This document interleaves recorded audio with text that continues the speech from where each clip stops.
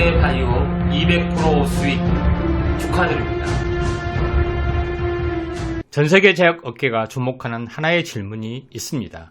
어떻게 하면 약성분을 파괴하지 않고 정확히 환부까지 보낼 것인가? 수많은 기업이 도전했지만 그 해답은 의외의 곳에 숨겨져 있습니다. 오늘 우리는 현대바이오가 독자적으로 확보한 약물 전달체 기술의 비밀을 파헤쳐 보려 합니다. 단순히 약을 만든 것을 넘어 약의 운명을 바꾸는 이 혁신적인 메커니즘을 안다면 현대바이오가 초대박의 가능성을 가지고 있다. 그렇게 자부합니다. 경제TV 출신 애널리스트 임상현 전문가의 방송을 시작합니다. 주식부터 코인까지 27년 투자 경력으로 캔베거 신화에 도전합니다. 급등 대박쇼에 오신 것을 환영합니다. 자, 현대바이오의 독보적인 기술은 바로 뉴스에서 이제 보시면 알겠지만은 결국은 특허에서 나오는 거죠. 자, 현대바이오는 최근의 뉴스지만은 경구형 약물 전달체 원천 기술 미특허 획득이라는 뉴스가 나와주고 있죠. 전 세계적인 어떤 특허를 획득을 했습니다. 결국은 약물 전달체 기술의 원천 기술을 가지고 이걸 상용화한다는 개념이 굉장히 큰 핵심적인 가치다, 이렇게 볼 수가 있겠는데요. 자, 그러면은 현대바이오의 역사에 대해서, 현대바이오는 현대 IBT라는 사명을 가지고 출발을 했죠. 현대전자의 영업팀에서 빠져나와서 좀 차렸던 걸로 많이 알려지고 있는데, 원래는 화장품 회사였습니다. 비타브리드. 비타브리드가 어떤 제품이냐? 피부에 이제 비타민C가 굉장히 좋습니다. 피부 미용에도 좋고요. 근데 이 비타민C를 안정적으로 지속적으로 공급하게 하면서 탈모나 피부 미용에 혁신적인 선풍을 일으켜서 대박을 냈던 회사다, 이렇게 보시면 됩니다. 첫 출발이 그런 부분이 해당이 되기 때문에 여기서 이제 출발을 좀 했는데, 비타브리드의 약물 전달체 기술은 어떤 거냐? 바로 비타민C는 굉장히 분해되기 쉽습니다. 산화되기도 쉽고요. 근데 여기다가 이제 미네랄, 그러니까 현대바이오 사이언스에서 개발했던 미네랄 약물 전달체, 그러니까 이거는 약물 전달이 아니라 비타민C 전달이죠. 이걸 섞어서 분말화된 것을 섞어서 비타브리드로 공급을 했더니 뛰어난 효과를 발휘하더라. 비타민C도 안정화되고 또 지속적으로 공급이 가능한 이런 것들을 보이면서 어마어마하게 히트를 했습니다. 그러면서 많은 노하우를 가지고 있겠죠. 그래서 현대바이오 사이언스, 그 당시에 현대 IBT에서는 이걸 가지고 약물을 개발하면은 엄청나게 히트를 하겠다 하면서 사명을 바꾸면서 본격적으로 신약 개발에 있는 약물 전달체 기술을 이렇게 적용을 하게 됩니다. 그에 대한 역사가 시작이 되고 있는데, 자, 여기서 이제 보시면은 이제 비타민C 대신에 약물을 대신 이제 바꿔치기를 하는 거죠. 미네랄에다가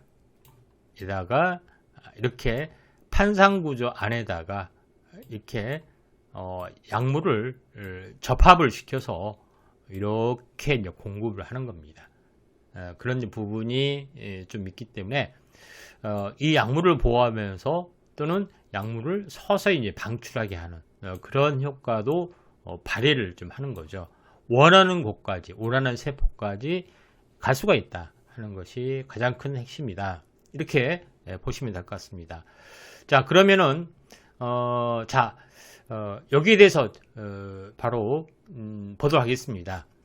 CM팜은 예전부터 진피형 미네랄 약물 전달체 원천 기술 확보를 했습니다. 비타민C 가지고요. 2013년 기사이죠. 바로 미네랄 비타민C 전달체의 임상 효능 테스트 통해서 이미 검증을 받았던 거죠. 결국은 비타민C를 완벽하게 피부에 공급하는, 안정적으로 방출하는 그런 기술까지 터득을 좀 했던 그런 부분에 노하우가 있기 때문에 이걸 약물 전달체 기술로 전환을 했던 것이다. 이렇게 보시면 될 것 같습니다.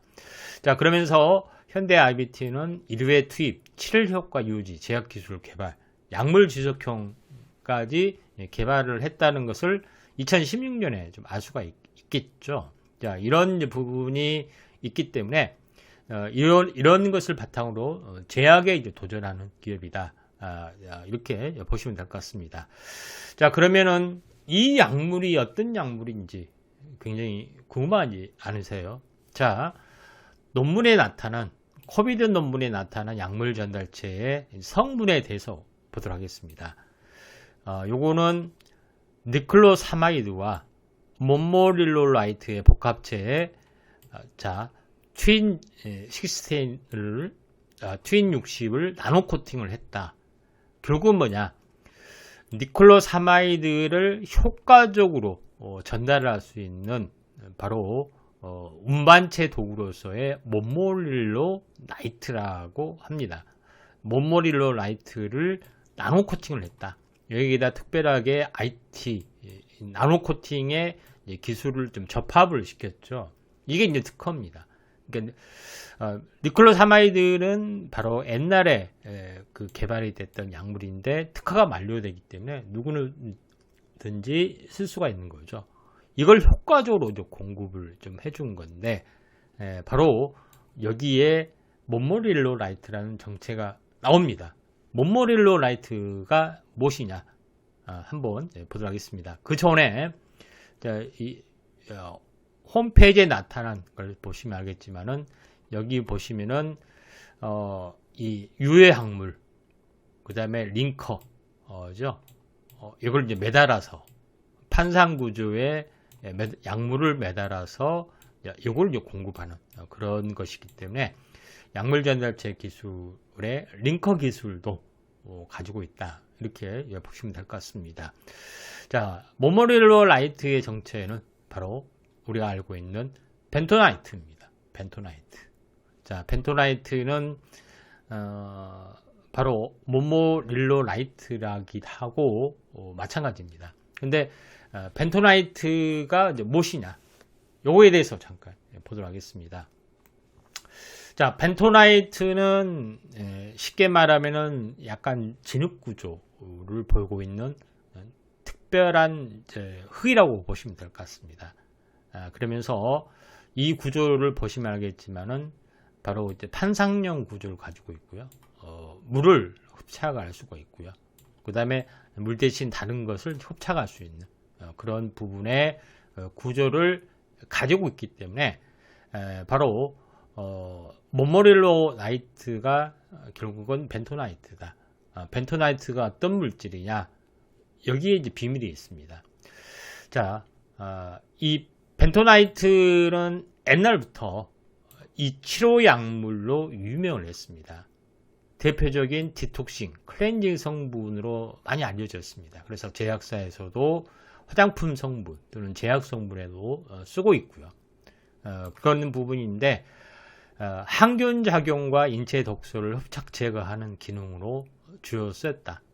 그래서 옛날부터 항생제, 반창고, 배탈 설사약으로 유명했습니다. 이걸 먹게 되면.